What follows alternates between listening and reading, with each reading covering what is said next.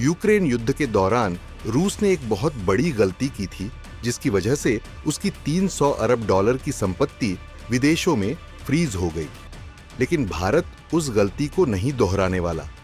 भारत अब एक ऐसी ताकत तैयार कर रहा है जो किसी भी वैश्विक संकट या युद्ध की स्थिति में देश को आर्थिक रूप से सुरक्षित रखेगी।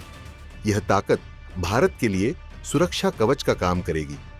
तो आखिर भारत कौन सी तैयारी कर रहा है? कैसे यह रणनीति भारत को रूस से भी मजबूत बनाएगी? आइए विस्तार से जानते हैं। यूक्रेन युद्ध के बाद यूरोप और अमेरिका ने रूस की 300 अरब डॉलर की संपत्तियों को फ्रीज कर दिया। रूस अगर पहले से तैयारी करता तो यह नुकसान टाला जा सकता था।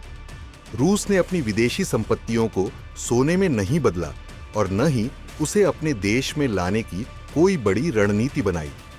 यही वजह है कि रूस अब आर्थिक मोर्चे पर दिक्कतों का सामना कर रहा है। लेकिन भारत ने इस गलती से सीख ली है। भारत अब अपनी संपत्तियों को ज्यादा सुरक्षित रखने के लिए सोने का भंडार बढ़ा रहा है और अपनी रणनीति को मजबूत कर रहा है। भारत अब दुनिया के उन टॉप 5 देशों की लिस्ट में शामिल होने की योजना बना रहा है जिनके पास सबसे ज्यादा सोने का भंडार है। भारत ने ब्रिटेन से अपना 100 टन सोना वापस मंगवाया है। आज भारत के पास करीब 900 टन से अधिक सोना है। भारतीय रिजर्व बैंक लगातार सोना खरीद रहा है ताकि विदेशी मुद्रा भंडार पर निर्भरता कम हो सके। अमेरिकी डॉलर हमेशा ताकतवर नहीं रहेगा। अभी दुनिया के अधिकांश ट्रेड अमेरिकी डॉलर में होते हैं, लेकिन धीरे धीरे क्षेत्रीय मुद्राएं मजबूत हो रही हैं। अगर भविष्य में अमेरिका चीन युद्ध हुआ तो दोनों देशों की मुद्राओं पर प्रतिबंध लग सकता है, जिससे वैश्विक व्यापार संकट में आ सकता है।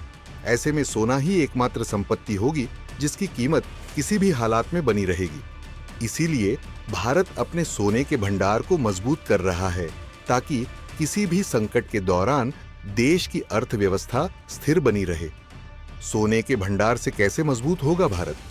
दरअसल अमेरिकी डॉलर पर निर्भरता कम होगी। भारत को ग्लोबल इकोनॉमिक शॉक से बचने में मदद मिलेगी। युद्ध या वैश्विक संकट की स्थिति में भी भारतीय अर्थव्यवस्था मजबूत रहेगी।